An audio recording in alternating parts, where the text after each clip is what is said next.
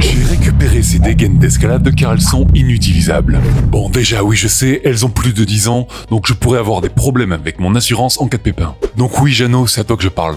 Tu peux pas vendre ta longe de Via Ferrata que tu utilisais en 83 dans les gorges du Verdon au prix du neuf. Son perroquet! Vous êtes qu'un perroquet, monsieur! Enfin bref, revenons à ces dégaines. Il y a un gros projet qui se prépare qui pourrait bien les utiliser. Est-ce que tu vois où est-ce que je veux en venir? Bon allez, on sépare les mousquetons des sangles délicatement, puis je les recouvre d'eau chaude, mais attention, pas bouillante car ça risquerait de détremper le métal. On commence en douceur d'abord par du savon noir. Au moins, on respecte le métal et l'anodisation, en se débarrassant de la crasse et du sel. Je laisse reposer ça plusieurs heures et je reteste un à un pour voir s'il y en a qui s'ouvrent.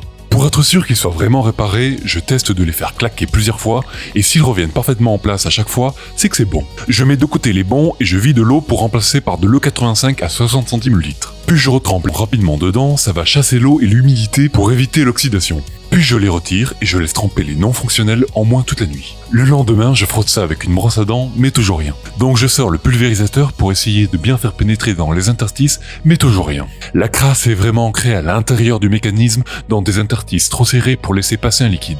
Mais je pense qu'une machine que je suis en train de rénover devrait solutionner le problème. Si tu penses savoir ce que c'est, dis-le moi en commentaire. Bon allez, je remonte les bons en respectant bien le sens. Le côté lâche de la sangle pour le mousqueton droit du haut, et le côté serré en bas pour le mousqueton courbé qui accueille la corde. Le côté serré de la sangle permet d'être sûr que le mousqueton soit toujours dans le bon sens, et ainsi éviter qu'il se retrouve par exemple tenu par le doigt d'ouverture. Ce qui serait bien sûr très dangereux. Aujourd'hui, on trouve d'ailleurs des élastiques pour assurer vraiment cette stabilité. Pour être sûr qu'il ne se regrippe pas et qu'il soit toujours fluide, je lubrifie bien le mécanisme avec un lubrifiant silicone.